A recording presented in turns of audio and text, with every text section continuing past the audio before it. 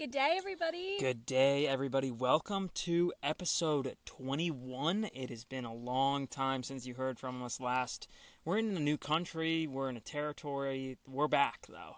It's not really a new country, but, new country from last episode. Yes, we're back in Australia, in the Northern Territory. We were in the Red Center. We were exploring around. The top end or the red center, they have all these, silly phrases for the Top area. end is different than the south end. The bottom end.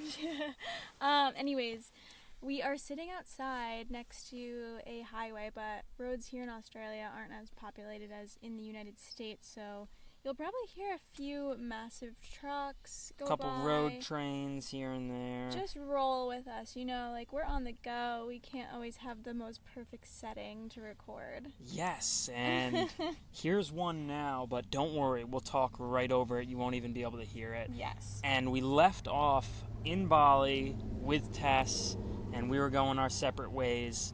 Tess was heading somewhere else in Bali. We're heading to Komodo Island for a little anniversary trip, and one thing we forgot to talk about, we had a lot of drivers in Bali, and one thing we forgot to talk about was like how some of them would talk to you and some of them wouldn't. But then this one driver on our way back from the sunrise hike, he was chatting us up a storm. He was talking about, what was he talking about? Well, I asked him how old he was, and he said 23, right? Yeah, 23. And he said that he was going to get married to his girlfriend soon. He was maybe in a couple years, maybe when I'm 25. And he was saying the marriage culture there, you're expected to have a baby immediately as soon as you're married. And that's why they'll wait a few more years because she's 21 right now. And it just went down this whole rabbit hole of how crazy Indonesia is. And they're you can't live together unless you guys are officially married, so you can't live together, or else the guy will get arrested. If you have a child before you're married, then straight to jail. Jail. Literally, he said jail. And it was kind of shocking. He was like, yeah, you have to do all these things, these rules. So it's crazy to see how strict they are about marriage policies. And they literally go to everyone's house multiple times a year and do a census to make sure you're married if you're living together. Yeah. Or if you have secret babies in the house. And before, tourists had to be married to be living together. But then they said they ruled that out a couple years ago because I'm sure a bunch of Australians and foreigners aren't married that have to stay together on holidays. Yeah, but kind of unfair that they let the tourists do that, but then they take the people that live there to jail. Yeah, it was just a whole different culture, and it's pretty interesting. I think I asked him, oh, is anyone going to get you a cow or a pig for your wedding? And he said, and I thought Maxie and Tess were like, oh, is that an offensive thing to say? Is that oh, are you being super racist right now? And he's like, I think that's what they were thinking. But he was like, oh yeah, one of our close family member, they'll get us chickens. Hopefully a really big present is a pig, so maybe I'll get a pig. Yeah, they said the weddings are 3 days long of just people bringing gifts to you, and that, yeah, it's just a long process. Yes, and we had this debate last week about who understands English better, broken English. I still think it's me. I'm having a panic attack with all the ants on my feet right now. Sorry to change the subject. It's alright, they're just ants, they're crawling around. We're side note to self, don't record on the side of the road again. But anyways, Kory thinks he's better at, you think you're better at understanding? No way, we already agreed that I'm better at understanding. I don't know, I'm better at communicating, but what did you have listed here? Thing, I'm that, really good at you're understanding. Good at communicating to them, and I'm good at understanding what they're saying. I have to say in my clear English to Kory what they're saying, and he'll be like, oh, okay, and he'll be able to continue his conversation with the locals. But he isn't as good as picking up on what they're saying as I am. I don't know if it's a better ear, a better yeah. I don't know. But I'm just happy to be back talking to English speakers, but Australians... Kory's better at communicating to them, that's fair. Yeah, some Australians also speak broken English and you can't understand them. Facts. Yeah, and one of the examples of not understanding what's going on was at dinner at this fancy restaurant. They just brought over a stool. I'll pause it. I don't think sorry for the break. We had to relocate because there was an ant infestation and it was getting crazy, getting out of control. But I was saying, we stayed at a place called the Sudamal. It was like a really nice resort, and Yeah, this was the nice part of our Bali, Indonesia trip because to celebrate our actual anniversary.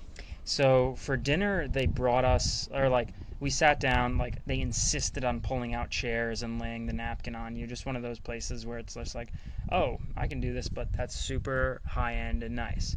And then all of a sudden they bring over this like side stool, and he's like, just said gibberish. I didn't understand what it meant, and I was like, Yeah, it wasn't even a chair. It was like this half chair stool. stool. It wasn't as tall as the chairs we were sitting in, and he kept saying something to me. And I kept saying, what? What? And we just couldn't figure out what he was saying to me because we were already both in our chairs.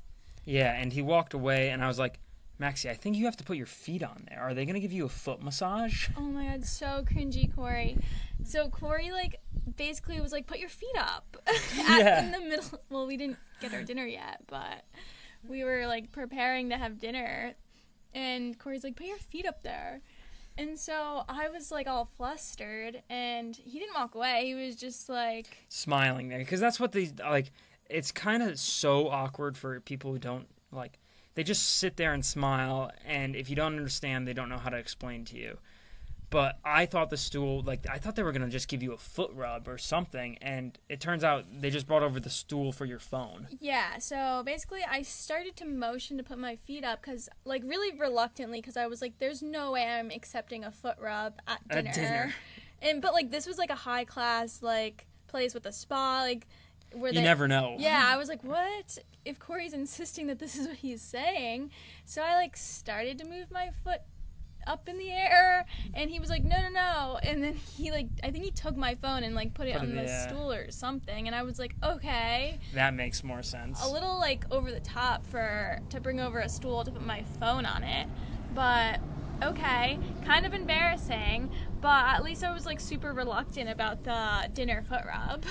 It was Kory like, was all for it. Oh, I thought they were gonna come over. Some masseuse was gonna sit there, but it was just for your phone, and we kind of learned that after, and we're like, oh, that's really nice. But cringy. They had like a manager guy, and his name was Gio.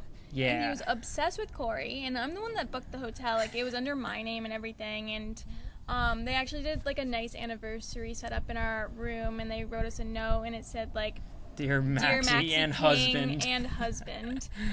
But, like, once they learned Kory's name, these workers were obsessed with Kory, and they're like, oh, Mr. Kory, and, like, they didn't even address me. Yeah, I think it's one of those cultures that have men. Yeah, more respect for men than women. Like, Thailand was like that. There was the airline to Thailand, Korean Air, was super pro men. In my experience, they were like taking Kory's order and the guy on the other side of me's order before they would take my dinner order and all that. But anyways, this man Gio, he was like practically the manager of the restaurant, and he was obsessed with Kory, and it was getting annoying actually, because I was like, hello, I'm here too, and he would like smile so big and like want to go out of his way to talk to Kory, and he actually invited us to his village on the island, which is like, it's honoring. What was it, like a 5-hour motorbike drive away? Yeah, 5 hours. And he said they would love to see white people. Please come to my village. Yeah, people, like, it's so nice going from, like, a place where people don't give you, like, the time of day to, like, a nicer luxury place like that. And they're, like, waiting for you on hands and knees. Almost too much. Like, they wouldn't know, because they're not good at English, they wouldn't know when the conversation was over. Or just, like, I don't know, it was weird. So you'd be like, oh, thank you so much. And they'd stand there and smile and say thank you and then not leave. Or just, like... Yeah. I think it's kind of cute, but, like, Kory's, you get tired of it, you know? It's just so awkward sometimes. Like, I don't know if they feel awkward, but I'm like, just go away. Like, you're good. Don't worry. Like, it's fine. Thanks. Oh, yeah. And on this island... Well, should we go over... So we stayed on in a in a town called Labuan Bajo, which is on Flores Island, and that's like the closest you could stay to Komodo Island, because Komodo Island is entirely a national park. You cannot stay there. Also, you'd probably die if you stayed there. Yeah. Come to find out. So we stayed in the town that everyone stays in. And were you going to talk about how there's so many Italians here? Yeah, Maxie's people. We couldn't figure out why there were so many Italians. It doesn't make sense. Like, I could tell that they're all Northern Italian because they're pale skin and blonde and whatever. They don't have like the big Roman nose. There was but so they're speaking Italian, many. and we're like, why are there Italian speakers everywhere here? This is Indonesia. Like, this is far from Italy. This is nothing like Italy, and also huge scuba diving area. So we're like, I don't understand. There's not scuba diving in northern Italy. Like, that's not like a common thing that they do up there. Why would all these northern Italians be here? And so, fast forward, we took a tour, and we met a ton of Italians on our tour. I think there was like probably 15 people on the tour. Yeah. 10 were Italian. 2 were other Europeans, and then 2 others were Americans and us. Yeah. And some Brits. Yeah. But all the Italians didn't know each other. Well, there was a group of 4, but then the other like groups of 2 and 2 didn't know each other. And I asked 2 of them, I was like, why are there so many Italians here? And they were like, I don't know, like, we were shocked to see that too. And I was like, no, I don't get it. Like, do you guys really like scuba diving or something? And he was like, he thought that was funny, which obviously, like, I thought it was funny too. I know there's no scuba diving in the mountains of northern Italy. And he was like, no, I don't know. And then finally he came to the conclusion that they all use, like, the same type of travel agency that sends them out here. And I accepted the idea. I was like, fine. I guess they're all using travel agents that all have the same destinations. But still didn't really make much sense. But then we figured it out. What did we figure out? I forget. So we were walking through the town, and this, like, Italian girl came out and tried to convince us to invest in a condo, like, timeshare villa. And it sounded like a good idea. It was, like, cheap and all. But, turned out it was kind of a scam. yeah, it's kind of, like, not your own property. You're kind of just... So the property rules there, a lot of these Asian countries, there's no ownership like America. It's just, like, a lifetime lease. Like, if you buy something in Bali, it's 30-year lease. So you have to pay for it for 30 years. And the selling point at this different island was like, oh, it's basically like you own it. You own it for 80 years or something like that. So she was like, oh, yeah, if you buy this, you'll have it for 80 years and then rent it out. Just giving us the whole pitch. I mean, it was absolutely a beautiful island that is up and coming. Like, everyone was like, yeah, this is the place. This is the place. Yeah, honestly, I do want to invest there, but I don't like what she was selling. It was basically like, buy a condo and you'll still have your expensive HOH fees. You'll have you got to pay it off in 2 years. Yeah, all these rules, and they rent to, like, guests. Yeah. They rent to vacationers for you when you're not there. Like, you can't have control of it. You can't put it on Airbnb. Like, they are the owners, basically. So I didn't really like the whole ordeal, and we don't really have the money to be buying that. But it was a fun conversation with her. I mean, it was pretty cheap too. It was like only... It was like $300,000 at the end of the day of, like, what she actually had available. Not that cheap. Yeah. Yeah, but she was kind of, like, acting like it was cheaper than that, and then we got the PDF from her, and it was... Yeah. It was just, like, a lot more than what she was saying it was. She was like, oh, yeah, you have, like... Honestly, I thought she was like, oh, yeah, you lease it for 80 years, and this is the cost. So, like, if it was $100,000 over 80 years, it would be, like, $100 a month or something like that. And that'd be like, oh, that's a no-brainer. But it was not that. Turns out you have to pay for it before it's even built. Yeah. The whole thing. So you're just like an investor. But turns out all these Italians are here because they're all investing across Indonesia. And, like, this happens to be one of their big investment areas.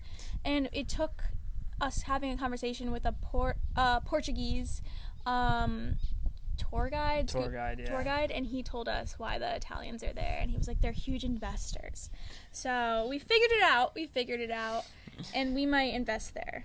Yeah, because I'm Italian. They were all saying, they're like, oh yeah, there's no opportunity in Italy. There's like so much opportunity in Indonesia, which I guess makes sense because third world countries have loads of opportunity if you like dump money into them and stuff. And the government is promoting tourism. I'm sure you can make money that way. But it seems like things take so long to get built there. I wouldn't like. It's just.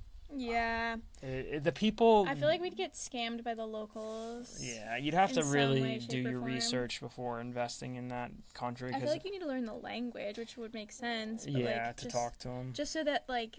There's no communication barrier, because there's so much of a communication barrier. Yeah, and I feel like if you're not, like, if you don't know the language, they're more like, they want to take advantage of you because they just see you as, like, a bougie foreigner that doesn't know their language, but...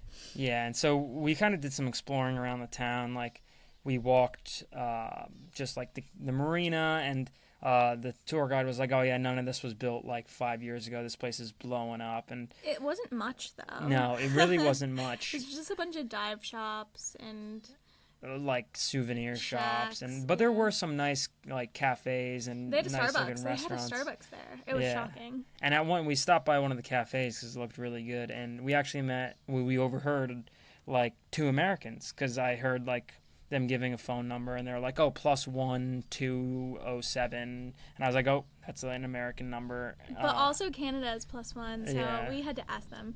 And yes, they're American. And it turns staying out, at our hotel. Yeah, they were staying at our hotel, which was crazy because, I mean, it's not that big of an island. I mean, it is a huge island, but not that big of a town. So it's like funny that those people were staying at the same place, and we had a good chat with them. And there's a bunch of hotels basically. Yeah, and the dude was a traveling teacher, and he just spent like a couple years in South Korea, and now he was going to Dakar, Africa, or Senegal, but it's in Dakar.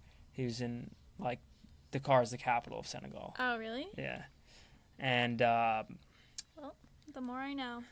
Yeah, so that's a crazy, like, he has to go there for 2 years and teach, and he was like, yeah, it's going to be nuts. Definitely a different culture shock than South Korea, so. And he's Korean. Like, if you think we're crazy for spending a year traveling Australia, that dude's more crazy. Yeah. I mean, good on him for following his, like, dream. Passion, he said he really wants to go and experience Africa for 2 years. And, yeah. Yeah, so and they were Jen, nice. So that was Jen and Chan, and they were super nice and fun. And too bad we didn't have longer with them, because we saw them at dinner that night. Oh, and at dinner that night, probably the most embarrassing situation ever.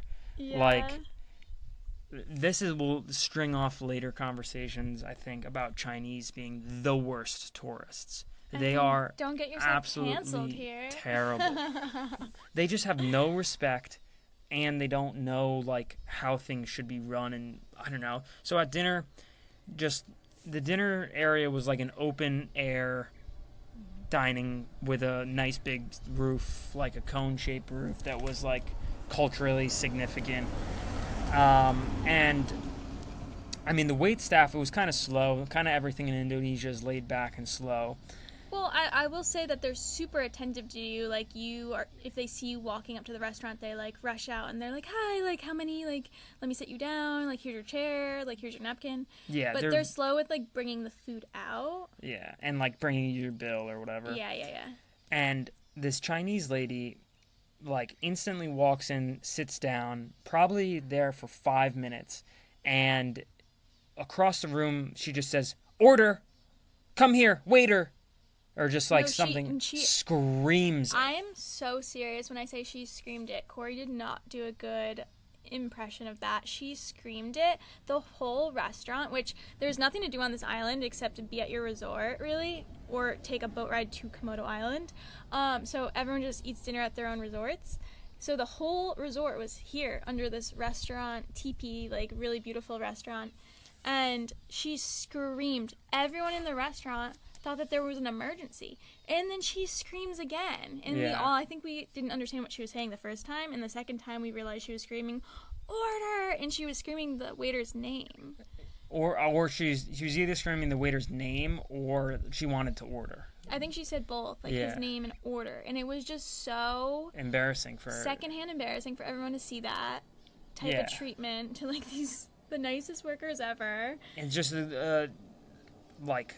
And she was like proud of it. Yeah. She was very proud of it, and you could tell she was from like China or something. Yeah, it was no good, but that was a crazy scene at dinner that night, and just It's just embarrassing. Speaking of our American friends we met, they were leaving the next morning, so we went to go say bye to them after we all had dinner, and they were saying that they were recapping their whole Bali, Indonesia trip, and they said that they agreed that one of their top 5 low points of their whole like long trip was that lady screaming order 5 minutes earlier. Yeah. So that's crazy. How bad it was that they added that to the lows of their trip. Yeah.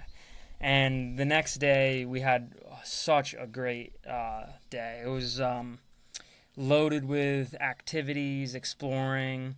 We started, and like this was probably one of the best tours I've ever been on. It was our anniversary day. Yeah. We wanted to do this tour the day before so that we could relax on our anniversary, but like the universe said no, and the hotel took too long to get back to me and then told me they were full the day before, so we had to go on our anniversary. And it was so much fun. It was the best. Like, that was the best way to spend the anniversary. Yeah. I'm so happy it was that day. Yeah, so it started out with an early morning brekkie. I loved the like continental breakfast there. You get continental. Well, not continental. It was everything. Yeah, it was everything. Even brunch. Yeah, and we went to Padar Island, which is like iconic for having like this mountainous view of like 3 different color beaches, black sand, pink beach, and white sand beach, and just very panoramic views of the Komodo National Park and the islands around, which you had to hike up to the top, which was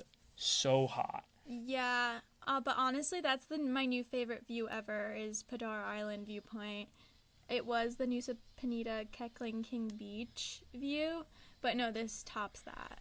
Yeah, it was quite gorgeous. And then swimming at Pink Beach and having lunch there was so nice. Like, the water was so crystal clear and refreshing. And blue. Very blue, and it splashed up against this, like, reddish-pink beach that there's only a couple of them in the world, I guess. But yeah, and it's actually pink, guys. It was actually a pink beach. Yeah, a lot of the lakes that are here are like, oh, this is a pink lake, and it's not. But the beach was actually pink, which was really cool. Or, like, you'll go to a black sand beach, like, I don't know, like some places around the world, and like it's not that black. This is a pink beach. Yeah, I liked it. It was really cool. It was so pretty. I loved it. I would go back there 1,000 times over. And then we got to the highlight, the Komodo National Park. And just to set the scene, people were like, oh yeah, there's like, we didn't really know too much about these dragons, but they're like, oh yeah, sometimes you gotta run away from them, like, just be on edge, and there's like these guys with sticks that will protect you. And we're like, okay, these guys with sticks? Yeah, and we arrived, and there most certainly were national park workers all with stick in hand. Yeah. A long stick. And so they say, like, these Komodo dragons are very fast. They could run, like, as fast as, like, a human sprinting. So, like, if you start to get chased by one, you need to give it your all. You need to be fit, and you need to give it a sprint to run away. And so, like, I knew all this kind of before arriving, and I was nervous that we'd get bit or something, but they do these tours all day, every day, so I was like, we'll be fine. And we go. They say we're lucky because, like, first off, this is dry season. It's also in the middle of the day. It's probably noon. So they're all, like, the reptiles are all chilling in the day, not really using much activity. And it's mating season, so they're all in the jungle. But, like, so they were like, you probably won't see that many because just, like, the circumstances. And then they were like, oh, you guys are super lucky because there's one right there on the beach. Yeah. So we immediately go and we look at a little baby one. And then we go a few feet, and they're like, here's another.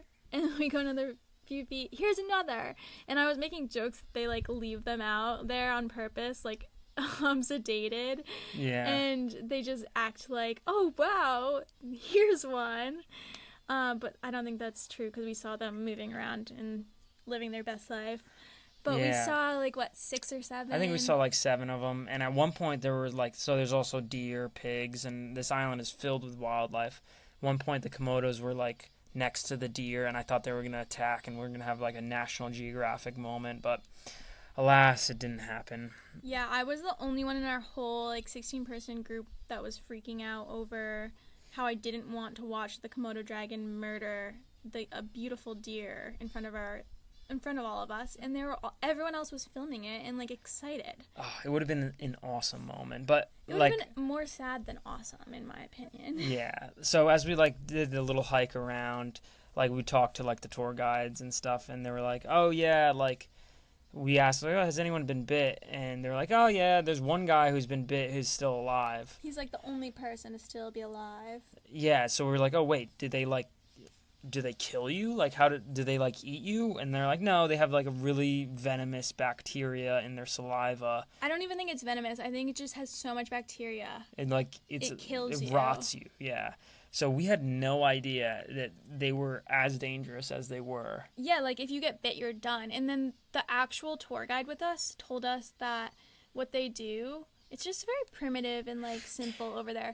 What they do is saw off your limb that it bit, because it would be too long of a boat ride to take you back to Labuan Bajo, where everyone was staying, where like the main hospital is. They're like, it's really like a 45-minute boat ride. Yeah. They're like, yeah, that's too long. So like we just like have to saw off your like leg or your arm here. Crazy. And that would like stop the spread of the bacteria. And Kory and I, we didn't see another one after that conversation, but we were like, thank God we didn't hear that before, like being around them, because we had already seen all of them. Yeah. Prior to when they said that. And then we got off the island. But I will say, the one that we took a picture with the biggest one we saw, and the guy, the national park worker, was like, "Does anyone want to take a picture with this?" And no Maxie one answered, and I jumped up, raising my hand. Thank God I didn't know how crazy and dangerous these were. Like, I knew that they could bite and chase you, and that they were fast and scary, just scary looking. Yeah, but we didn't know they were that deadly. Yeah, I didn't know that, like, they only exist in the wild, I think, on this island and, like, a couple islands around this island. Yeah. So it's super rare. So They're like, they like don't exist anywhere else, and like they don't have the cure on Komodo Island. They'd have to take you to the hospital 45 minutes away to get the cure. Yeah. And it's just not fast enough. So like you would think that they would have the cure right there. Especially if they're doing all these tours, but no, they don't. Kind of crazy. Yeah, it is pretty wild, and it was really fun to go see that island and explore around. I'm happy we did that. And then the next point, we were supposed to go to this place called Manta Point to go snorkeling, but they said there was no mantas for over like a month. Yeah, so we went to this really nice coral reef and coral garden. Yeah, the snorkel gear was a little. I think this was low. Like, out of all the things, this was like, this was fun, but like, not that good. I mean, the snorkeling was really fun elsewhere, and we saw some great snorkeling down in Australia. And Sorry, the there's a caravan going by. And the first 3 like stops of our tour was so much fun that like this snorkel was like the least fun out of all the 4 things that we stopped to do. Yeah, it was still fun. But we met some more Americans. Yeah, we met more Americans, and they were super cool. Sean and, wait, I'm having a mind blank. But Taylor, yes. Sean and Taylor, they're so cool. Yeah, he was a SpaceX worker, and he told me that they're going to Mars in like 2 years, I think. Yeah, and so they live in LA. Yeah. I think they were the first Americans we've met since we met some guy from Kentucky on Rottnest Island outside of Perth. Yeah, there's really lacking Americans out here. Everyone who's traveling Australia is Australian, or French. Oh yeah. There's too many French people here. We're probably I think France is in shambles right now, so everyone's getting out. Yeah, but that is one thing I love about Australia is like all the people who are traveling are Australians. It's not too touristy. It's like, you're meeting locals that are traveling their own country. Yeah, and later on that day after the tour, I've never done one of those like romantic beach dinners, and they were offering one, so we did it, and it was fun.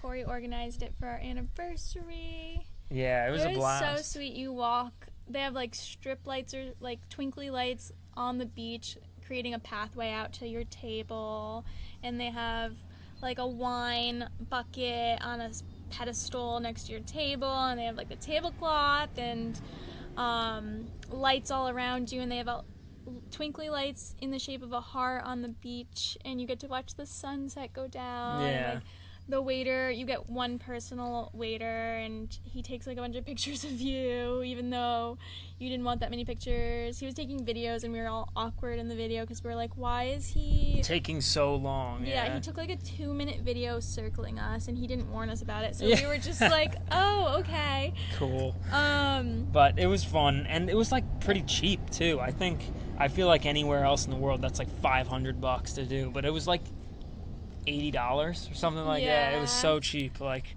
so worth it. Everything there. The restaurant was more expensive, and I think the best meals we had weren't those meals. It was the next night. We had like the traditional island meal, and that was the best. Best meals of all the Indonesian cuisine was that night. Yeah. Oh, and I don't know if we mentioned this in the last episode, but Indonesia doesn't really have that good of cuisine. Like I think Southeast Asia, people think like, oh, all the food is so delicious. No, Thailand has good food. Yeah. Elsewhere, not so much. Well, we haven't been everywhere, but the Portuguese tour guide that we were talking to, he had lived there for like decades and decades as like a scuba diving instructor, and he was saying that like Indonesia doesn't have like pride in their cuisine like Europeans have pride in their cuisine or like other cultures do. And he was saying like, yeah, even the nearby Asian countries like Thailand have pride in their food and like make really delicious food, but Indonesians, like, they just eat to survive. So like you're not getting like the greatest meals there, which is right. I think I would agree with that, because like all they have on their menus are like the fried rice and the fried noodles. Yeah. And it's just like I was eating the same meal over and over and over and over and over. Oh, here comes someone's pulling up next to us, so we might pause. But another weird thing that happened, he's pulling away. Another weird thing that happened, side note from the food, unless you want to keep going on that. No, I'm done. Was when we were on this tour on the boat, and we had to take like these long boat rides in between stops. We took it was before we had snorkeled. I think we were heading to Komodo Island, and I thought that I saw snorkelers in the middle of the ocean. Like, I saw them, like, close to the boat. I want to say, like, 15 feet away from the boat. I was like, oh, the boat got close to those, like, 3 people snorkeling. And Kory was like, what are you talking about? And then I kept looking in the distance, and, like, the waves were, like, a little... It wasn't wavy at all, but... Oh, we should pause it. Yeah. Okay, we just relocated again. So this is a very chaotic episode, but it will start to stable out now. So I was looking into the waves and I couldn't find the snorkelers. I had just seen them clear as day, like as if there were literally 3 people right next to the boat snorkeling with black snorkel gear. And never to be seen again. I looked all around us. There were no boats with a group of snorkelers, and there was no land anywhere near us. Like, it was all very far away. So, yeah, middle of the ocean. So Kory said I saw mermaids or something, but this was not like I think I saw something. Like, I saw snorkelers right there next to the boat. It was so, and I don't see things normally, and I wasn't dehydrated, so. Yeah, it was a bit odd, but you probably saw some mermaids. Yeah, I guess I saw some mermaids. Yeah, and then, another point we wanted to make about Komodo is, like, when the Komodos stand up, they look like legit a fallen tree. So after we heard about... well, by stand up, you mean, like, put their neck up? Yeah. After we heard how deadly they are, we were like, oh my god, every fallen tree is a Komodo, which kept us on our toes. Well, it's funny how things look like in nature. Like, nature's so perfect that they blend in, because they live on this island with the deers, and they want to eat the deers, so they wait and they try to blend in until the deers come up to them. So it's crazy how nature, like, the nature of fallen trees looks like the Komodo dragons on Komodo Island. Yeah, it is pretty funny how nature does that and how good animals are at being amongst nature. But yeah, so it was really cool. I like Komodo, and I'm happy we went. And oh, it was the best. Yeah. Like, I would go back there again. I don't know if I'd go back to Bali, but... Yeah, I wouldn't go back to Bali. I would totally go back to Labambajo and Flores Island. Bali was fun, though. Don't get me wrong. I just, like, wouldn't be in a rush to go back. And, like, I hope you guys don't think that we're like negative when we talk about these places, because I just think like we give you the realness, you know? Kory and I are like down to share the realness of these places. We're not gonna like, We're not gonna say everything's amazing, because everything isn't amazing. Like yeah. we drove 8 hours yesterday in a car. That wasn't that amazing. I But had fun. I don't know. Maybe because I sit in the passenger seat for the most of the time, but like no, I think you drove more than me yesterday. Oh yeah, but most days I'm in the passenger seat most of the time, and like I enjoy the long driving days. We listen to our podcasts, and I guess Kory is like taking on most of like the admin of driving and getting gas and how many kilometers we have left in our tank and like things like that. So he has more stress, but he doesn't really love these long driving days. Like They're fine. I don't mind them. Yeah, they're fine. But anyways, back to we are not Bali. into toxic positivity. Like we are not gonna say like everything's glamorous. Like we're gonna tell you that the Indonesian cuisine like gets kind of repetitive after your third meal there. Yeah. But that's all with like positivity behind what we're saying. Like we're gonna give you the realness. Yeah, and some realness. We had a perfect layover in Bali. So Yes. heading back to Darwin, we had to spend like 4 hours in Bali, and we didn't want to just chill in the airport. Or was it like 3 hours? It was 4. 4 hours. So but we were landed like, half an hour late, I think. yeah. So we're like, oh, what can we do in between, like here and there? Like, can we go see another thing that we didn't get to see? And I was like, no, let's just go get massages. Yeah. There was like a massage place 10 minutes from the airport. Boom, like $7 full body massage, the best. They gave me the wrong massage. I think people have the wrong idea about me. I want my massage to be a strong massage. I want it to hurt. That's my favorite kind of massage. Kory is obviously bigger than me and a man, and I think they think that he wants his massages to hurt. They will No. ask you during the massage like medium or strong pressure, and I'll say strong, and like Kory will say medium, and they end up giving him a strong massage, and they end up giving me a weak massage because I'm like a little girl or something. This happens everywhere. I asked for a deep tissue massage, and they gave me just a regular hour Balinese massage, which is just like a Swedish massage. I asked to pay more for the deep tissue, and they charged me for the Balinese massage. They don't think you can handle it. It was clear as day that I ordered the deep tissue. Like, they asked me what I wanted. And when they asked for how much pressure I wanted, I said strong. And it was just like your regular massage. And it was great. I enjoyed it. But, like... Yeah, it gets annoying when you keep asking for a everywhere I go, they just think that I'm like... They must think that because I'm a little girl, I can't handle a strong massage. But that's all I'm asking for, and Kory is over here getting the most painful massages of his life. I don't like it, yeah. That is... I'm just sick of it, guys. I am sick of how all the waiters are obsessed with him at these fancy hotels that I booked, and I'm sick of how he gets the massages that I want. I know, it's funny. But we did perfectly time this. Like, we took, as soon as we landed, we got an Uber to the massage place 10 minutes away. We got straight into our hour-long massage. We went straight back to the airport.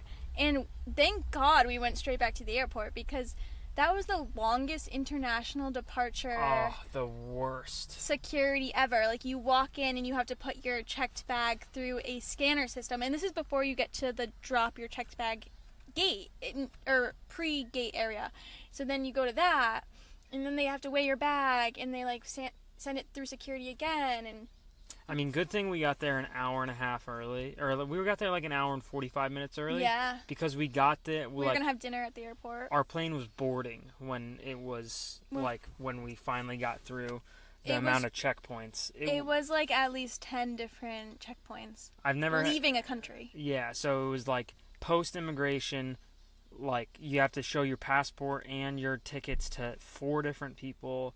You have to go through the security line, and then you have to go through the immigration checkpoint line. It was just too much. And the worst, after we made it through all of that, they make you walk through a department store, obviously, to buy your stupid stuff. But we needed water, because you can't bring water through security. And so we get some quick meals. We almost weren't able to get dinner because we were about to be boarding. But Kory, we get 3 bottles of water, which are like, I don't know, just airport prices, which is annoying. And so all our water bottles are all filled up. We go to the gate, and there's like, it's fenced off the gate, and there's two people standing there checking your bags again before you get on the gate. And they're like, "Oh, do you have water in your water bottle?" And we're like, "Yes, we just bought it here." And she's like, "Oh, you have to dump it out." Yeah, and we hadn't even drank it at all. And I was like, "We just bought it in the airport." And she was like, "You can read the rules right here. You cannot bring that to Australia." And so Kory and I were so annoyed. Kory walks over to a trash can behind. Spills it all over the lid of the trash can, dumps the water in. Yeah, while making eye contact with the lady. And I, like, chugged mine halfway because I didn't want the water to go to waste. So I chugged half of mine, and I went and stood near the trash can with Kory, and then he went back and she let him through. And then I went back to ask her, like, "Hey, she said, like, something about how you could bring 100 milliliters. So I went back to ask her, like, "Hey, can I bring, like, a little bit left in my water bottle through?"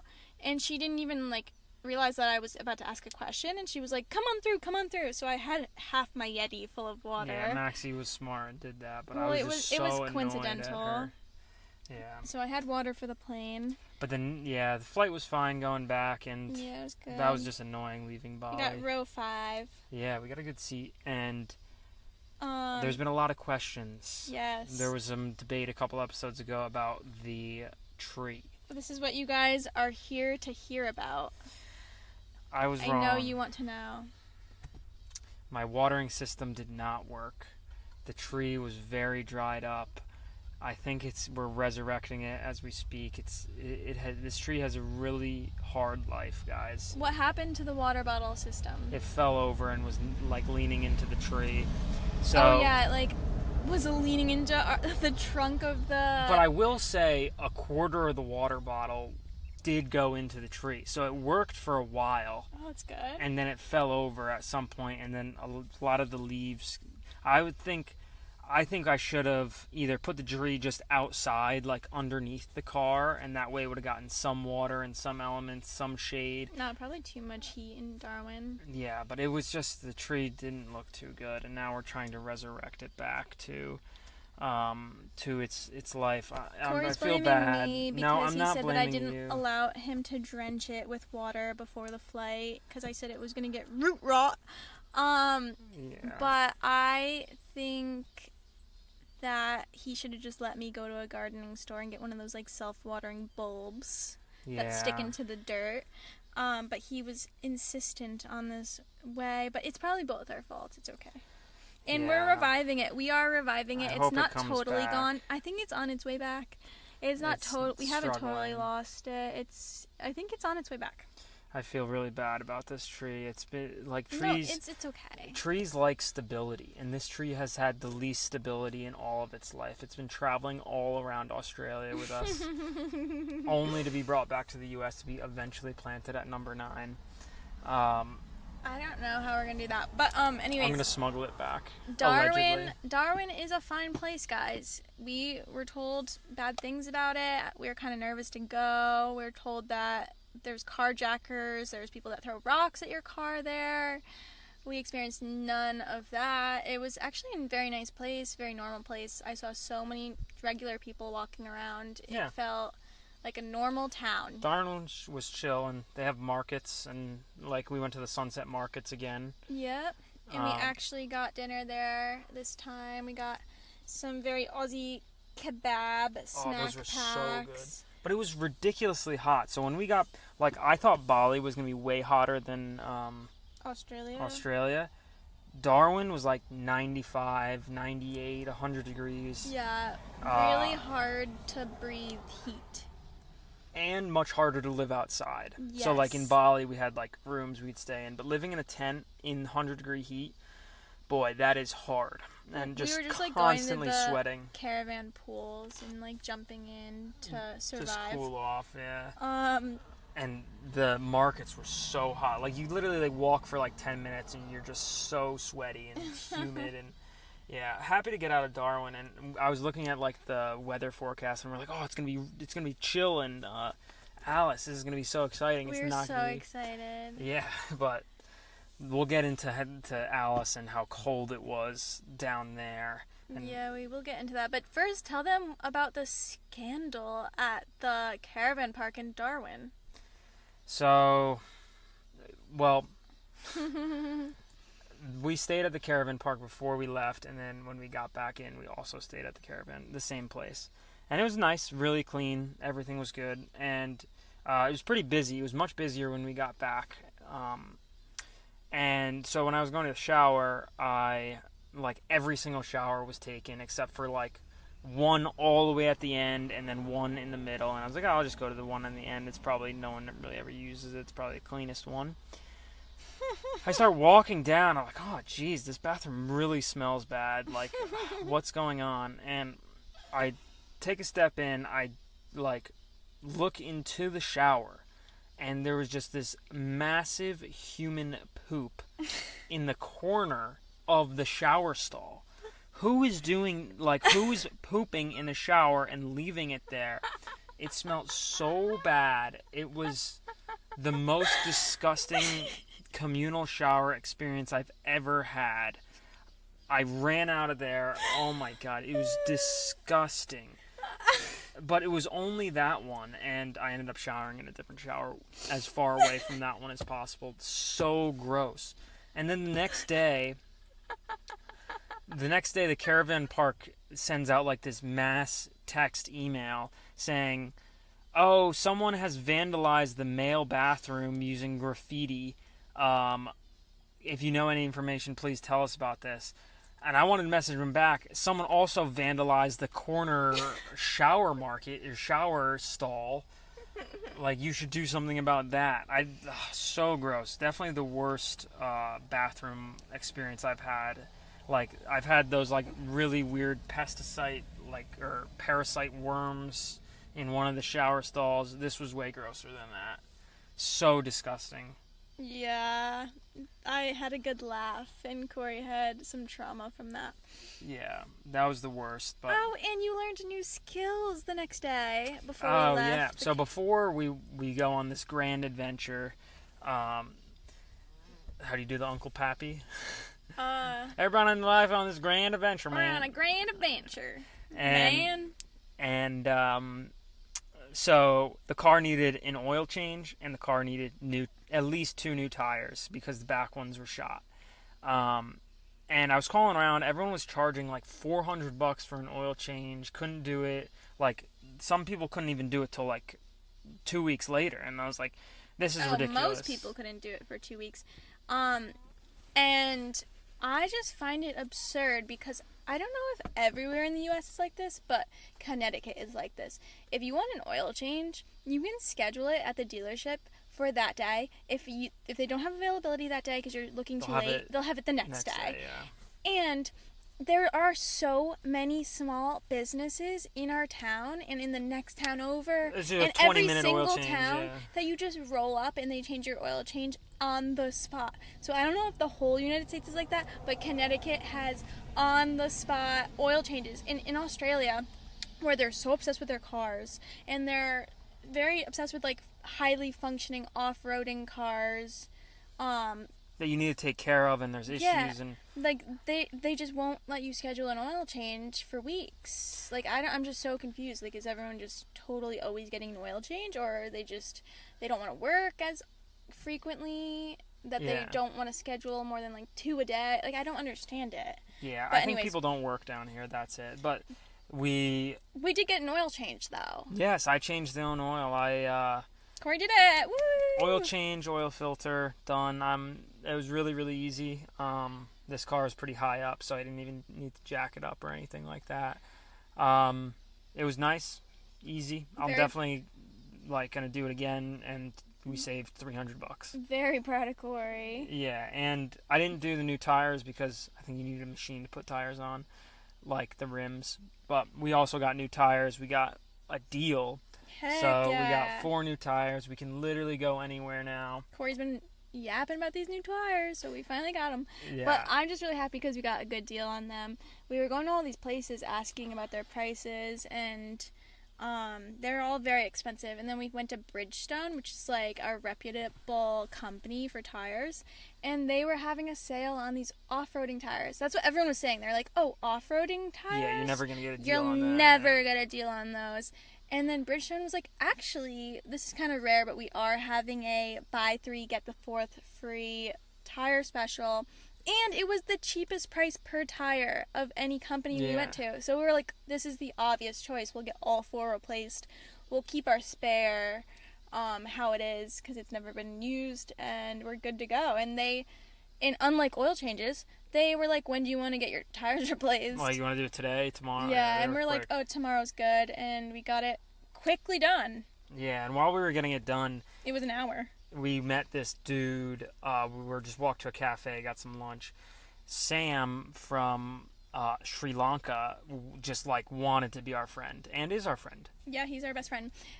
He owns Triple T Cafe in Darwin, and he is not an Australian citizen or anything, but he bought this business. Yeah. And he was like giving us business advice, and he was so nice. And he invited us to Sri Lanka and said he owns multiple businesses in Sri Lanka. Yeah, he's like, I'll show you a luxury time in Sri Lanka. Like, yeah, he was like, I have drivers, I have corporations there, and like, you'll be hooked up if you come to Sri Lanka. And so we love him, and I actually have to give him some free marketing advice in return for his kindness. Like, he gave us like free drinks and stuff. Yes. Yeah. He like insisted on giving us like free like watermelon juices and fruit and vegetable like juices on our way out, and we were like, no, like we do not want to take this stuff. And he like forced it into our hand. He was like the nicest man ever. Yeah, and that was fun. And going strong with our whistlers on the car, but someone keeps breaking them off. So whistlers are the things that make the supersonic sounds to scare animals away. But we're set now, and we headed out to Kakadu National Park. Totally overlooking the fact that... I broke 2 of them. So we had to buy new $8 whistlers, so much cheaper than a bull bar. But we have brand new whistlers, guys. We're looking good in this car. Yes, and we headed out to Kakadu National Park, one of the most famous national parks. This national park, just to give you a scale of Australia, this one national park is the size of Switzerland. Absolutely massive place. And we saw, it was probably one of the coolest like waterfall, swimming pool things I've ever seen in the hike there. It was called Jim Falls, and it's like the most famous thing in maybe the Northern Territory besides Uluru. And we didn't even know about it, but it's the most famous thing in this national park. This national park is probably the most famous national park. Well, it's the largest one in all of Australia. Yeah. And Jim Falls is the spot to go to. And it wasn't open. I know someone that had just gone to Kakadu 2 weeks earlier, and he told me that it wasn't open, and we checked the website, and it was still closed. We get there, and we're like, all right, we'll have to figure out what we're going to do tomorrow when we have our full day at the national park, because the day before we were just driving in. And I checked the website in the morning or the night of. You checked the night before, and they had just updated their website, like literally probably that hour, saying that it would be open the next morning. So you're very lucky. Yeah, and I also, before we left, I was like, I like off-roading, and we did more off-roading to get there. I think we're going to do some off-roading today, too. But it was a fun track to get out there. Definitely enjoyable. New tires worked great. Had fun, and the pool that Jim Falls was is just this massive pool, and then the waterfall comes down. It was so much fun. Like one of the best hikes I've done here. That is a very special spot. You would like climb over all these boulders to get out to this waterfall for like probably 40 minutes of climbing over boulders and walking, and it's so worth it because this was, I think Kory just said, it was the largest waterfall pool like ever. It was huge. Like you look across and you see people standing under the waterfall, and they are so tiny because they had to swim across this huge pool of water. And it was kind of scary because like they have crocodile warning signs, and like everyone says like, oh, they would never open Jim Falls if there was crocodiles in it. And like it doesn't really look like it would be a spot where crocodiles would want to be at the bottom of this powerful waterfall. But there's still like croc warning signs, and they say swim at your own risk, and like it's this big massive pool of water, and you're like, oh, what's lurking under here? I can't see through it. But I really went out of my comfort zone to swim across this massive pool of water. Honestly, it looked like a very tiring swim to get to the other side, but we did it. Kory and I did it. We swam to the other side. It was probably like 4 football fields. Yeah, and so I also didn't expect the waves. The waterfall, it's dry season, but the waterfall, we were lucky that it was still flowing, because normally it doesn't flow during dry season, but it was coming down hard. It was creating waves across the whole plunge pool, where I was just swimming and keeping my head up, and water would just splash down my throat, like so unexpectedly, like every minute. Even though I kept my head up very high, because like the waterfall was creating these rogue waves, but it was fresh water. That's so swimming in rough seas for you. But it was fresh water, so it was just like I was drinking a big glass of water very unexpectedly. And then we got to the waterfall, and it was so magical. Yeah, it was a really cool experience, and I'm happy we swam across and did that. And you couldn't really breathe that well because like so much mist was coming down, and like Yeah, it was very cool. it was like downpouring on us too. Kory really got up into like the heavy stuff. Yeah, it was fun. I've never gone like underneath that tall of waterfall. It was probably, I think they said it was a 400-foot waterfall, something like that. And Pretty there's a big. natural ledge that you could sit or stand on, and it was just very, very cool. Yeah, and some other stuff that we did. That was definitely the highlight of Kakadu. 2 other little things that we did in Kakadu was Cahill's Crossing, which is an iconic place where like crocodiles come up, and there's a road, cars get swept away. It's a river crossing. Yeah, it's road. this Like famous. You have to drive through the river with crocodiles waiting on the other side. Yeah, it's this famous river crossing. It's all over social media. They closed it for years because it was too dangerous, and now it's back open. And like you could literally see old cars like down the riverbed. Like it's a crazy And people place. have been attacked by crocodiles if their like car has gotten swept away by the river. Yeah, but we went at the wrong tide because it was dead low tide. So and it's a tidal river, which is crazy because it's so far inland. And we did get to see some people crossing. With the low tide, which was pretty chill, but I wanted like high tide would have been really cool to see, but just wrong time. Who knew that crocodiles liked high tide? Because yeah, we were there at low tide, didn't see a croc. Yeah, and we also got to see Ubir, which is old ancient Aboriginal art that On the is there. rocks, Yeah, on the natural all rocks. paintings on the rocks and drawings. Really beautiful. Lots of long-necked turtles and tons of fish drawings. Yeah, it's and very cool. Some goannas and some wallabies. They say it was like 5,000 years old, but it's crazy to think that like art made with like pigments and like ash stays Red that long. ochre and white ash, and yeah, I mean, chalk washes away at the first drizzle. Yeah. And I don't know, I feel like ash is chalky. And Yeah. I don't know what red ochre is exactly, but I just like can't imagine that. I mean, the paintings were so clear. It's crazy that they stayed that good. But I think Yeah. they said people like touched them up like within the last like 100 years. I don't know. Even 100 years is crazy to think. Yeah. Like, And then we got to overlook a beautiful floodplain that it was so green. Like I love looking at that kind of green. yeah, it was a vibrant like. I don't know. It was very cool. Very beautiful. I like that part of Ubir. Yeah, and there really isn't much on the way from. Like Darwin has some stuff to do, and then Alice Springs is how many hours? Like It's like 19 from Darwin, I think. yeah, so it's Brantford to Florida distance from Darwin to the middle Alice Springs, and we went back to the Catherine Hot Springs, and then there was another thermal pool called Mataranka, Yeah. which was similar vibe, and that one was packed. It wasn't as cool as Catherine, I think, because Catherine is like Catherine's like a lazy river. yeah, Catherine's really cool, but it was still the water was crystal clear, and I think they can make Mataranka a little better if they like allow you to go where like the source of the spring is, which was cool to see. They can make it a lot more like Catherine if they just like move some of the overhanging trees a little bit. Got Yeah. rid of some of the spider webs. Yeah.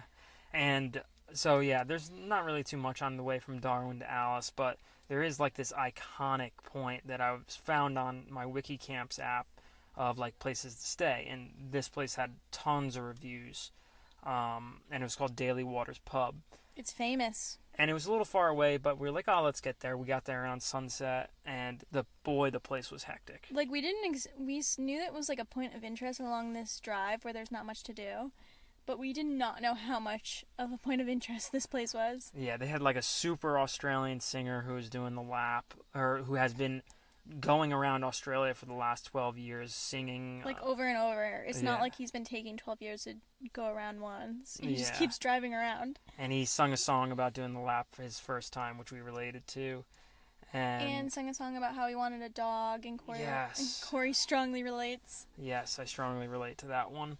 But too many baby songs. Yeah, I think he had like a kids album. He had a kid's voice, like I don't know, like a very kid friendly like tone, and he was selling a kids CD, so he kept doing the kids songs, and it was just like a little too much. And he even acknowledged like, oh, all the adults are getting red in the face. Yeah. Because he did like 5 kids songs in a row.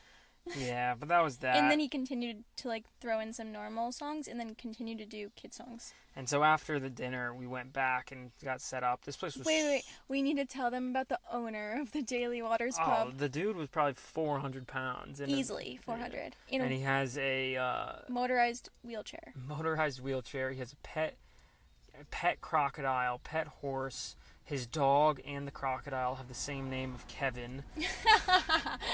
But the place is kind of like a big old junkyard of relics and stuff, and just like a bunch of wild stuff that he has. My favorite part about him What? is that the back of his motorized wheelchair has a construction sign that says wide load. Because he's so fat. Yeah, so he's just driving around his pub, his massive pub, with his wide load sign on. Yeah, and that night, oh my god. So there was a group of like high schoolers who were on this tour. I think it was a 2-week tour from Adelaide to Darwin, and they were all set up in camps. And we just hear this ear-piercing scream, and then he's like, "Oh my god, a snake!" And we're like, "Oh, I wonder if she's joking around." And then she kept screaming, and we're like, "Oh no, this must be real." So we like peep our heads out, and there's this massive, like, how big do you think it was? 6-foot snake? I think it was at least 6 foot. We have a video of it. Yeah, it was huge, and for some reason they corralled the snake to go our direction, went right under our car to a tree right next to us, so we were freaking out. Yeah, this was a field trip of like 2 coach buses worth of high school kids, and they all chased it under our car. Yeah, and then a bunch of, like, our car was like the talk of the town. Like, everyone would come over and try and look for the snake. And thankfully, as we're in the rooftop tent, like, trying to sleep. Yeah, thankfully, by the time like our neighbors came back, they said there was no snake there. But definitely not a good night's sleep thinking there's a snake in your boot. Yeah, I mean, I was not screaming. I was yelling down to the kids, like, "Hey, like, can you just chase it in the other direction? Like, please, not under our car." And like,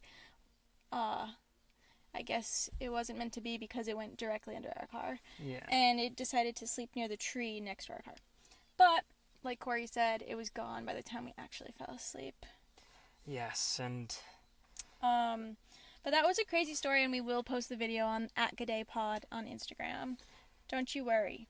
Yeah, and as I said, there's not really much going on. There's one from Darwin, and we're about halfway, maybe not, less, like a little further than halfway from Darwin to Alice now, and there's one cool spot called the Devil's Marbles, or Karlu, which sounds like Carly. Carly.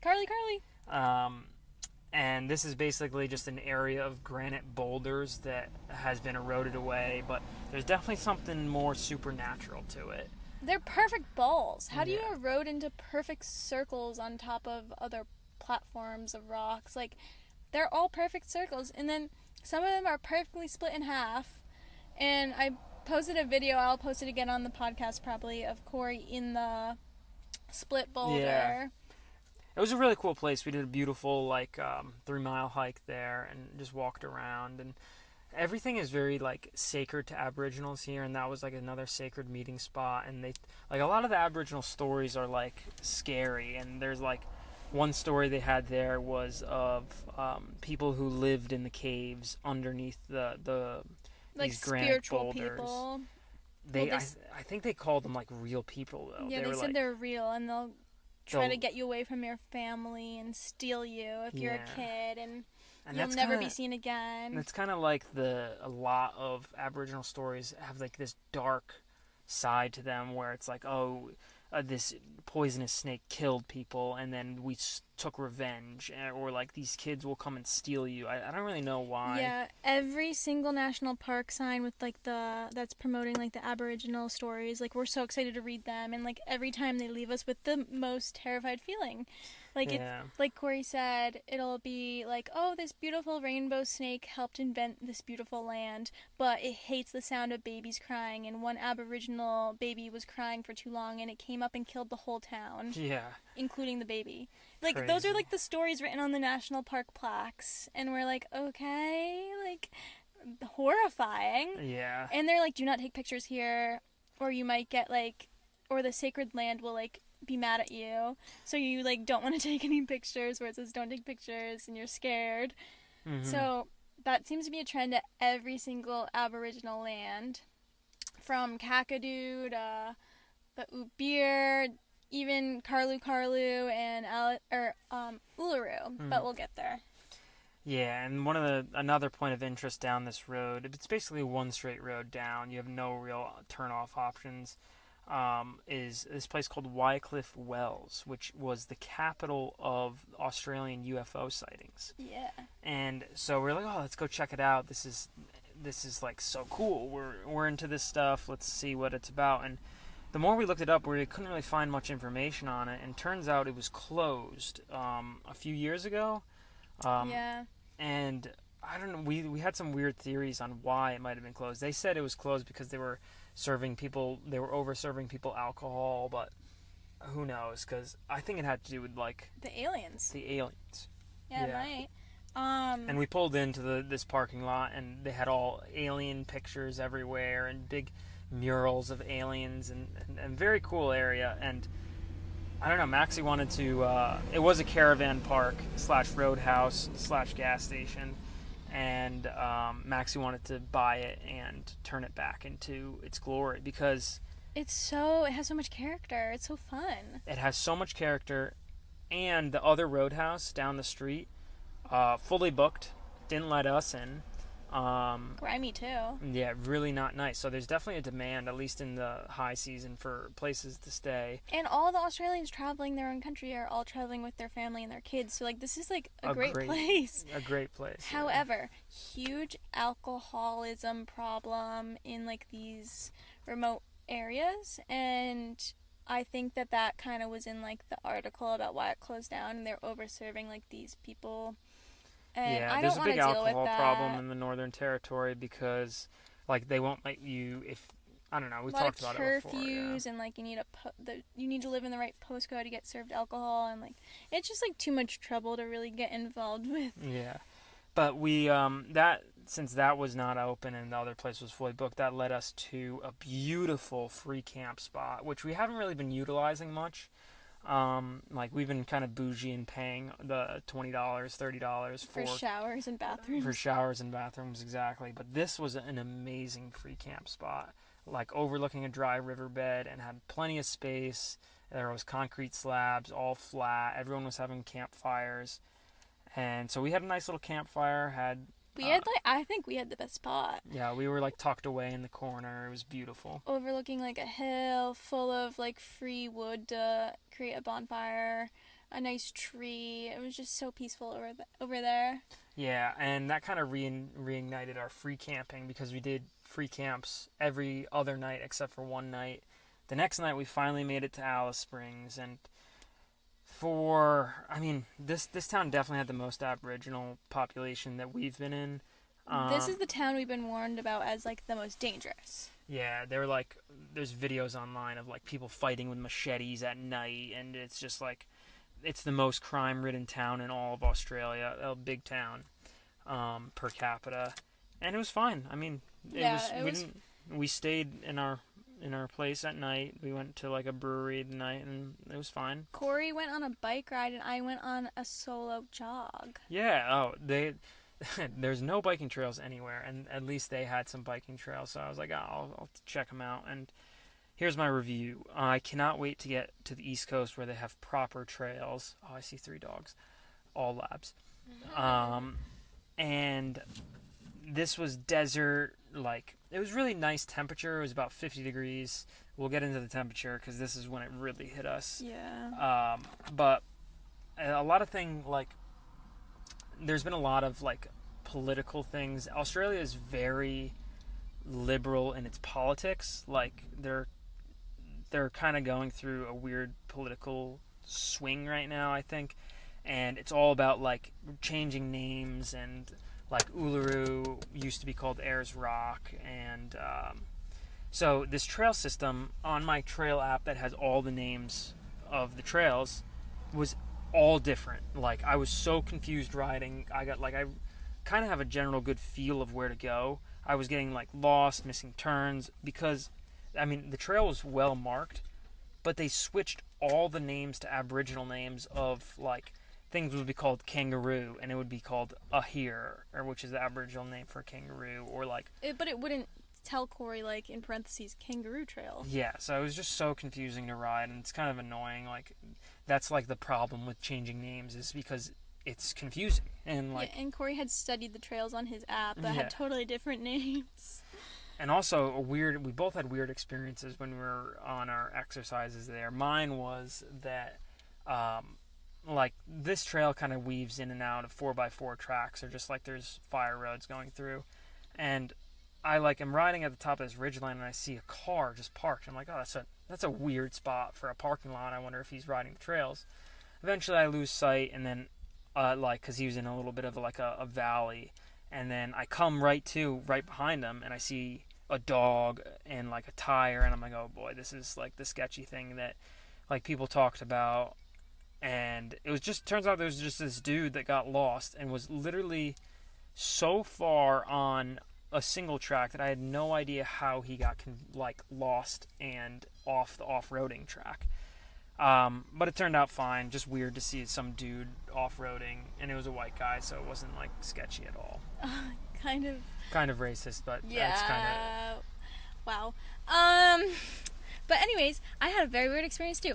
I was very pleased because Kory was like, "Oh, I think this is an okay neighborhood," and like we said, Alice Springs, known as the most dangerous city in the whole country, and I'm like, okay, I'm gonna go on a solar jog here.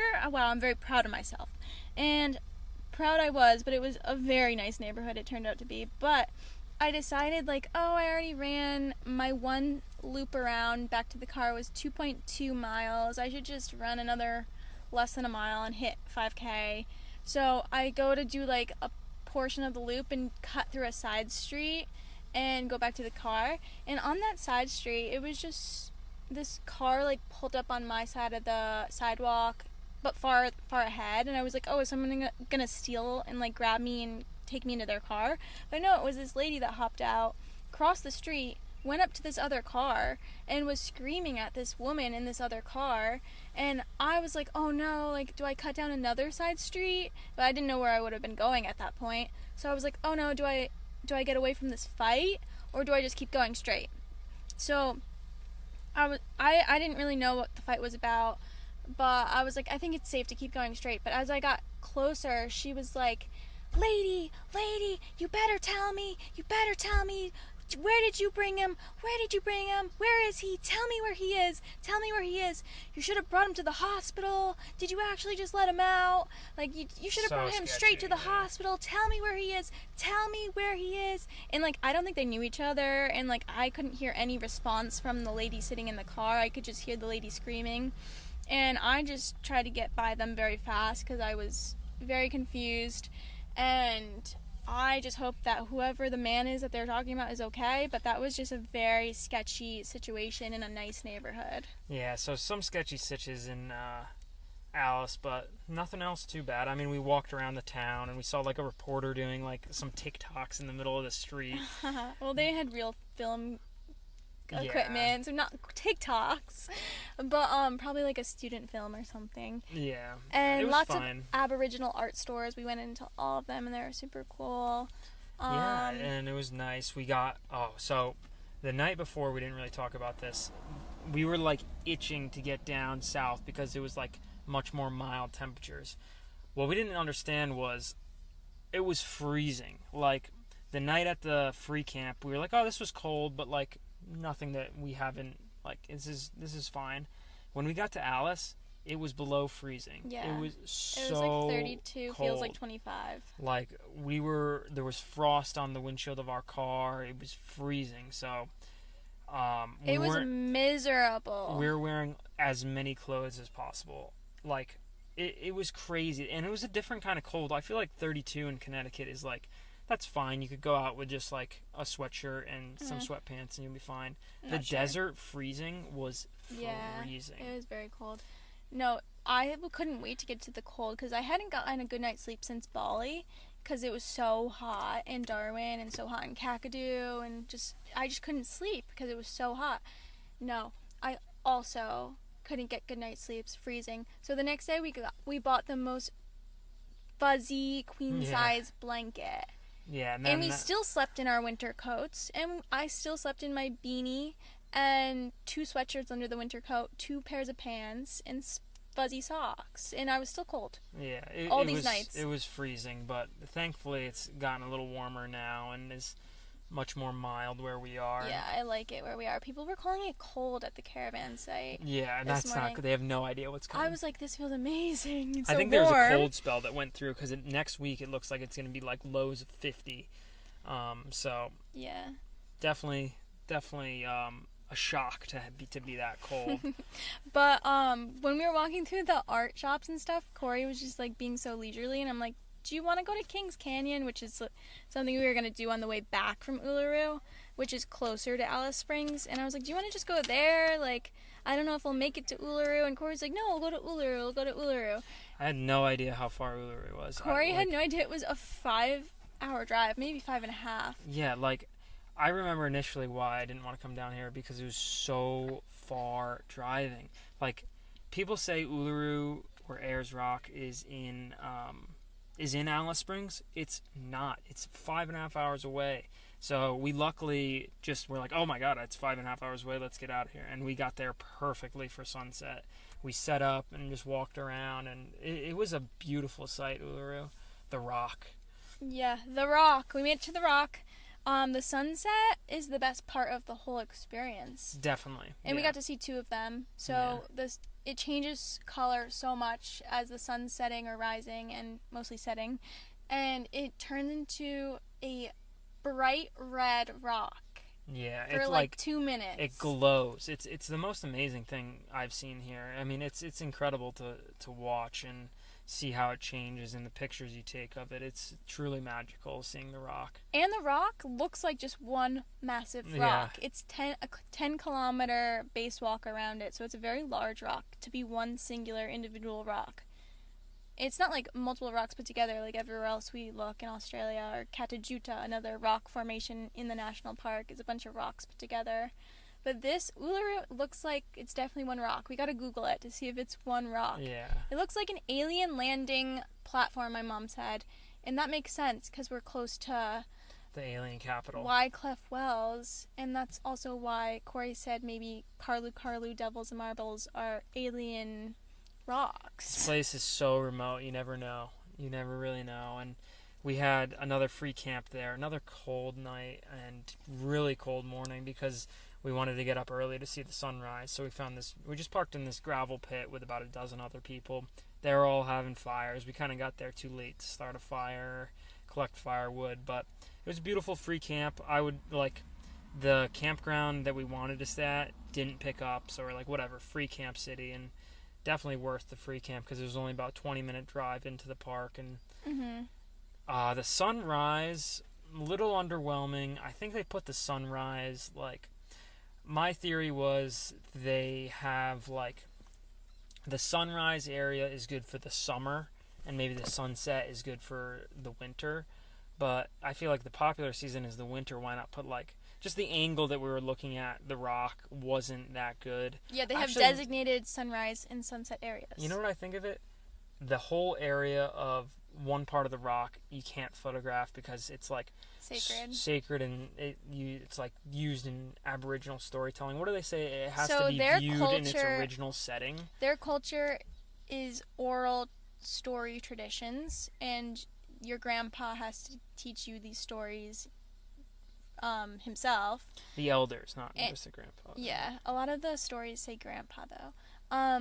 So they will have to teach you in person by bringing you to the rock and telling you the story about that, why the rock is shaped that way in this area, like what the story behind that is. And so you cannot take pictures of it because like if they were on social media and saw the picture, like they might represent a different thing from what the story that they're trying to tell. I think that's what they mean by that. Yeah, we think that's why you can't photograph the rock in certain areas. So it's like you have to view it in its intended viewing area. Yeah. And there's no pictures because they don't want it redistributed. But I think that's why the sunrise just was pretty mediocre, like not really much of a color change. Because they like Kory said, you put it in the wrong spot. Like they it was at put an the angle. Viewing platform. It probably should have been in the massive area that you could not take pictures. This area that you couldn't take pictures was massive. Half of the rock. Yeah, half of the rock. So Kory was like, I think the platform for the sunrise should have been angled over there, but you can't take pictures over there, so they had to put it here, and it's just not that great of a sunrise viewing area. Anyways. But you know what there was a lot of there? Chinese tourists. Because somehow they find themselves in the middle of this country. Like, it's insane, and there's just busloads and busloads of them. This is like the most famous thing in Australia, maybe, besides the Opera House. Yeah. Somehow. So they come here, to the rock, in the middle of nowhere. There's an airport here. I'm sure it's popping. But... like, so there was okay. So we go. It's literally 7 a.m. We go up to the platform. There's like hundreds of people already there, and there's this group of Asian tourists taking pictures. But there's like a bush blocking the rock at this angle, and I don't really know why they're taking a picture here, but it's fine. There's still like an okay viewing area of the rock. And so they take a bunch of pictures. Kory and I are waiting it out because we want to go down on this platform, and the person taking their picture is blocking the staircase to go down on the lower platform. And so finally the person's done taking pictures. We go down. And we're just looking at it. We go look at the view. We start taking pictures of the rock from this view. And then I feel something like leaning against my back, and I just like turn around, and it's like an Asian dude taking, I don't know if he's taking a selfie or no, just he was getting his picture taken, and he was the same person getting his picture taken 3 minutes earlier. And he's back to back with me. He decides he wants more pictures at the same spot, but it doesn't matter that Kory and I are standing there holding our massive furry blanket around us. Basically, we're a huge eyesore if you're going to take a picture in front of us. He decides it doesn't matter that we're standing there. It's like a personal space thing. And it doesn't matter that the bush is also there in this bad angle. He still wants his picture up against Kory's back. He stood back to back as if they were measuring who's taller. Yeah, it's just like so annoying. Like, and all these other Asian tourists are always like, can you move out of your picture? Like, or like... move out of our picture? Like leaning in front of our picture. They're always taking pictures in front of like random things that you don't need your picture taken in front of. I mean, yeah, we're not I have a trying story to be like from the prejudiced, but like they are a little bit not as aware of others when they're traveling, and like it was just so rude to push up against Kory like that. Like, you don't want Kory and I in your photo, and like you can't even see the rock. Why are you doing this picture here? And you already took 15 photos, and we waited for you to get your photo shoot done before even going down there. So why are you doing this again and touching us? I have a funny story from like when we were at the Grand Canyon. Like, literally, I think there was a fly that landed on like, or it was like a beetle and a squirrel, and like the Chinese tourists there were so intrigued and like getting up, and a group of them were taking pictures. It was the same thing, just like, I don't know. They have, I mean, I've read some things where it's like their culture is literally you have to do whatever you can to survive, since there's so many people. Like, they don't understand lines because they'll just push in front of you to get, because if you wait in line, someone else is going to cut you, and that's just how China is. But they need to be better tourists. Like, people make fun of American tourists for being loud and like obnoxious sometimes, but people really need to look at Chinese tourists, and these people are like the worst, like walking off trail in like sacred zones, just walking off, not caring. Taking pictures where you're not supposed to take pictures, where the Aboriginal just the rules people don't apply want to them. you to take pictures Yeah. there. Yeah. And Kory and I, like, believe me, I'll speak for Kory. Like, he is, like, very caring and, like, loves everyone and, like, doesn't matter, like, what race you are. But I think he's just saying, like, that I think it's time that we take this collective stereotype of, like, naughty tourists of Asian cultures and, so like, annoying. being like, can you guys please follow the rules like the rest of every single other country follows the rules here? Yeah, Like, can just you have just some more also respect follow the for rules? everybody else. I mean, it's like you go into a country and you like have to kind of assimilate and respect, but Yeah. whatever. That's what that is. But we ended up doing. It was a nice sunrise, and we ended up doing. We had to warm up because it was so cold. So cold living outside. We made and, breakfast in the parking lot for the base walk. Yeah, parking lot, and the base walk was about 6 miles, 7 mile walk around, and it was awesome. It's crazy how big the rock is, and like how much space it takes up. Yeah, But good exercise, fun walk. It would have been really cool. Flat. We saw a sign. It was you can't climb it, or it stopped being climbed in 2019. But it would have been really cool to go up. And I heard some Australians talking about how cool it was to do that. But alas, no more. And this was 4th of July as well, and we were walking around and repping our red, white, and blue. And we saw another lady in a USA shirt, and we were like, "Go USA, happy 4th!" And she got hyped as well. Yeah, it was special. Oh, and another crazy, like, you could rent bikes here and ride around, which we could have done, but we just walked it. And we were walking at a fast pace, fast enough where there was one family. For the kid, I don't think he knew how to ride a bike. He had to have been 13, He, too. like, crashed it every, like, 5 seconds. So we were walking faster than... I think we made it around faster than they did. It was two parents and, like, the 13-year-old kid, and he was so bad at riding a bike that we kept up with them the whole 10 kilometers. Yeah, it was honestly pretty funny but sad to watch. And yeah. The next spot that after Uluru and exploring that, it was kind of a hard walk. So we were a little bit tired, and we head out to the other rock that's called Katajuta, which is, I think, was a little more unique. It had like multiple structures, and we made some tacos in the parking lot there, which were so good. Oh my gosh! Pro tip: if you're living outside in the freezing cold and you have to like wake up for sunrise and still be freezing cold and like live your life in the freezing cold, make your dinner in the hot sun of the outback, because it gets hot when the sun's hitting. Yeah, during the day it's like 50 degrees. Make your dinner during the day in the sun in a blacktop parking lot, and then you'll be chilling. Yeah. You won't be making dinner in the freezing dark cold. Your quote is, if you're not sleeping good, you got to be eating good. Yes. Yeah. So and that's we had the quote. great tacos, and then we hiked Katajuta, and Kory was excited because we got to actually get on the spiritual rocks here as part of the trail. Yeah, you got to like walk on them and climb them, and he nice. Alpha'd his... Oh yeah. So there was some more tourists. I'm not gonna say what race they were, but they were Asian. Sorry, I ruined it. And there's this really steep bit, and like the lady was like crawling down on her butt, and steep, but the kind of rocks that have super traction. Yeah, it was like a sandstony, and I'm hiking in my Crocs because I'm a Croc hiker now. It's just so much lightweight, and I just walked straight down this super steep pitch right in front of her, and she actually was like, "How you go down so fast?" Yeah.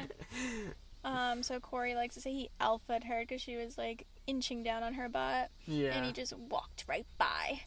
But at this hike, there were such beautiful viewpoints, like framed by these other like spiritual rocks, overlooking a valley of like beautiful rocks and lush greenery in the outback. And every time you got to the viewpoints, it would say no photos, because like, and you don't want to get cursed by the Aboriginal culture. Yeah. So we'd respect that, but the most beautiful viewpoints, and you can't take a photo. And Kory's not even a big picture taker, and he was like, I want to take a photo of this view so bad. I want to take a picture of this viewpoint so bad, so he could paint it. Like, he loved it that much, and like, you just couldn't take a photo. I know. It's kind of annoying, but I don't want to get cursed, or I want to respect the. See, I have respect for the culture, so I don't. I follow the rules. You know, that's just part of being a good person. You know. Yeah, and we remember what happened in Bali, where like the lady was gonna curse us for not buying her necklace, but we got on the good side of Hinduism there. Yeah. So we're doing the right thing, Exactly. and we are listening to Aboriginal law. Yeah, and we didn't really know what we were going to do after leaving the spot, if we wanted to stay or like getting in here, but at that point it was pretty late and the sunset was coming. So we're like, oh, we'll just go free camp again and let's watch the sunset. And we set up our tent, like, should have had a bottle of wine or something because it was such a nice sunset. We Watching Uluru again. A lot of people bring a bottle of wine, but I think a lot of people were jealous of us for being in our cozy tent with our blankets, laying down, nice. watching the sunset. It was special up there. Everyone kept glancing up and like looked jealous.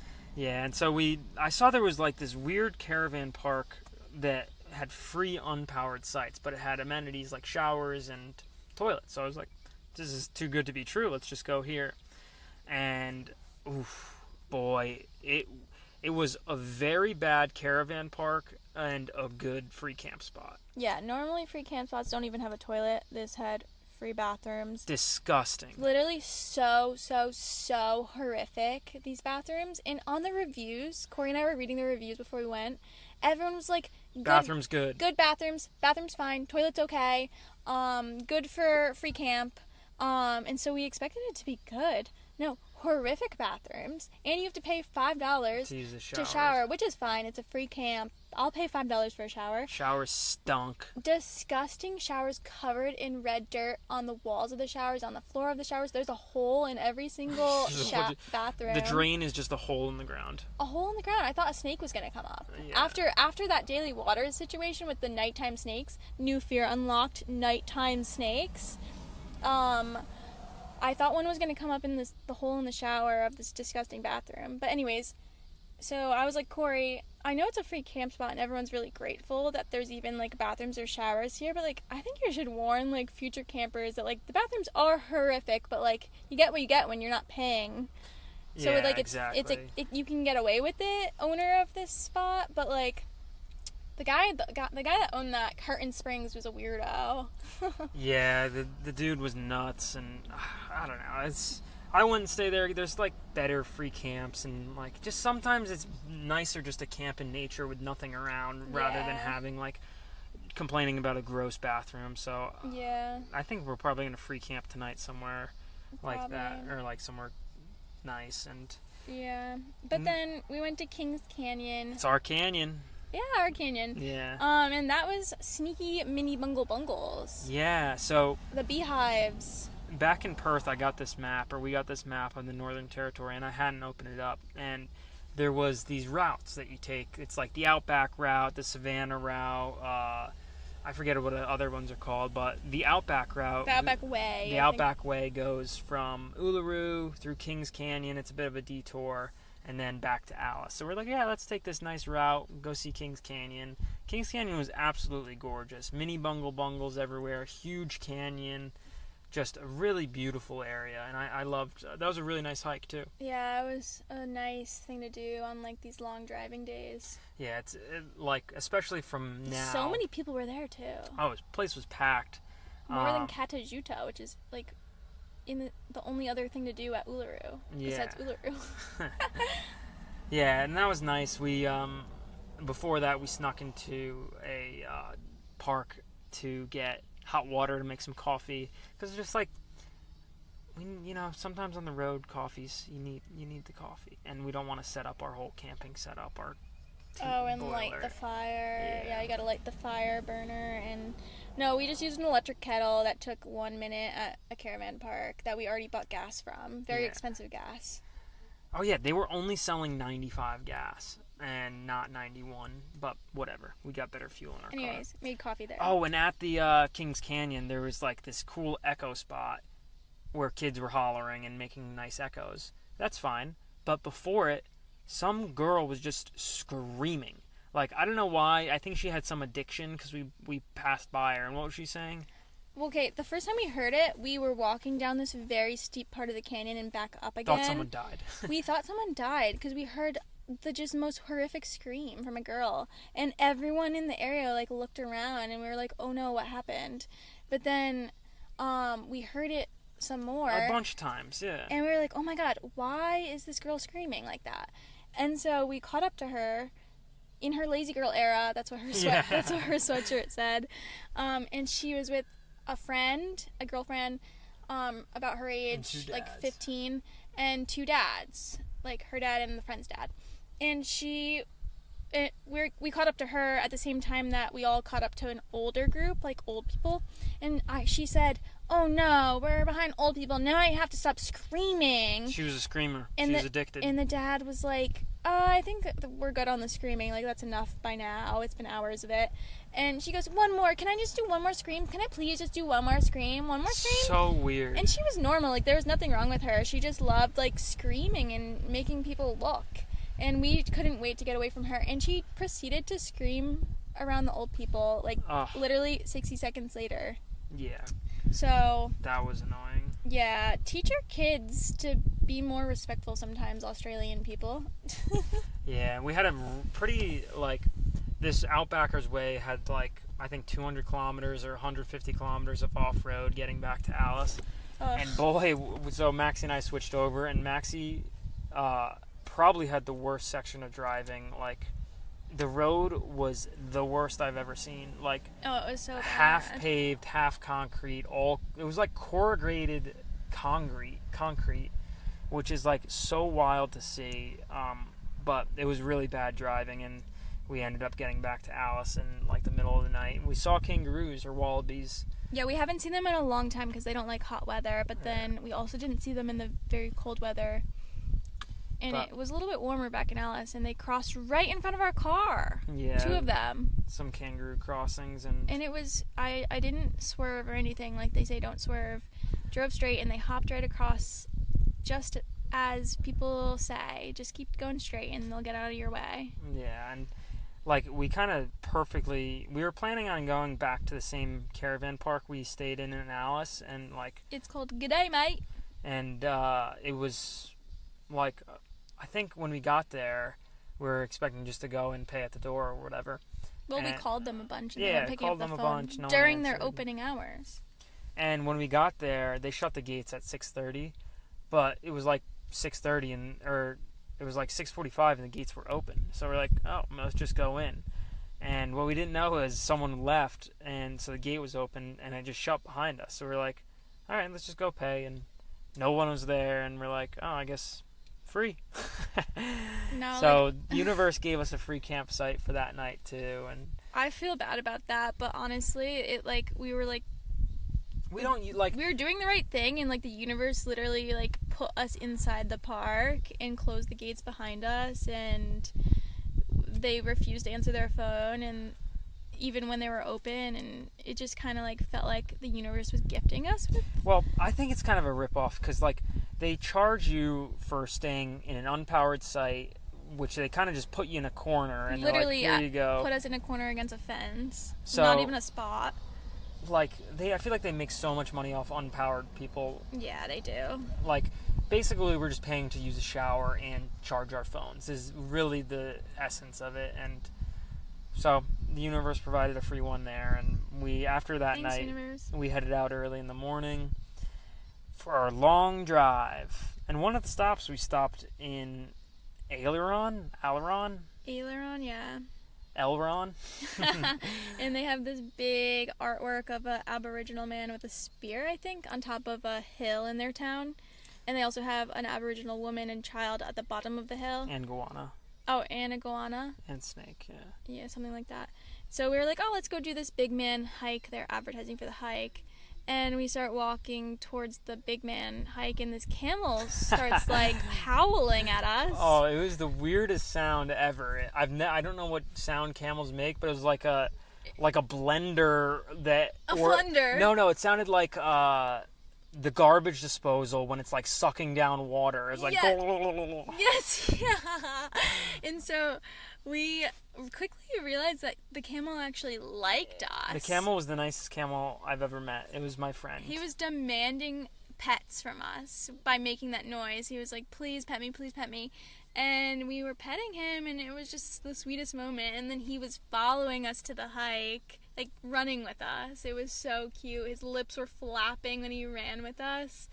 And then we stopped to pet him some more. He kept making the noise. We ended up not doing the hike because we're like, oh, we have like a 7.5-hour driving day. Yeah, but and this camel made our day anyways. The camel made the day. Yeah, that was the best part of the day. Oh, it was the camel was amazing. And but then we stumbled. We should Google like what to do on this like road from Darwin to Cairns. Not really Darwin to Cairns. Tennant Creek is the name. Yeah.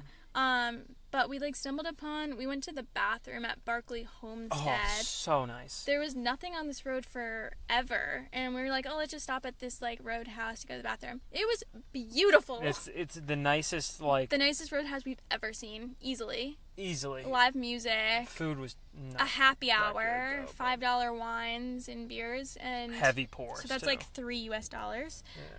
Yeah. Heavy pours. Everyone's like a classy person having a good time here. Bathrooms are so nice. We ended up staying in an unpowered spot. Way too packed though. Yeah, way too crowded, and the restaurant and the roadhouse gorgeous, but the food was not that great. Yeah, sadly. But like I think we forgot. Like most of the times we go out to eat in Australia, and we're like, oh yeah, the food's like fine. Like we can make better food than they can, just because like I feel like they don't have as good of a food culture. Yeah. Like you can cook better food than I think most of them is working holiday workers in the kitchen in the back. Yeah, probably. So, I mean, that's something to remember. We were expecting a free camp that night, so it was nice to like have a shower last night and Showers this morning. Were good. They were updated, modern, no poop in them. Oh, and there were guinea fowl all around. Oh, and a bird let it pet us, or we pet a bird. And yeah, we pet a bird, a galah. It was asking Kory to pet it, and me.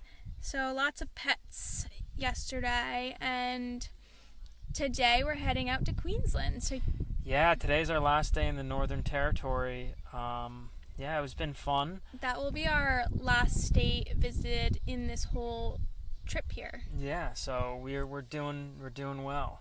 But it's not our last state on our lap. We still have to make it back to New South Wales in the car. Yeah, so but this is what were you gonna say about the gas? Oh yeah, I was gonna say, like, quick side note, like sometimes you don't realize how good you have things until you see like a comparison.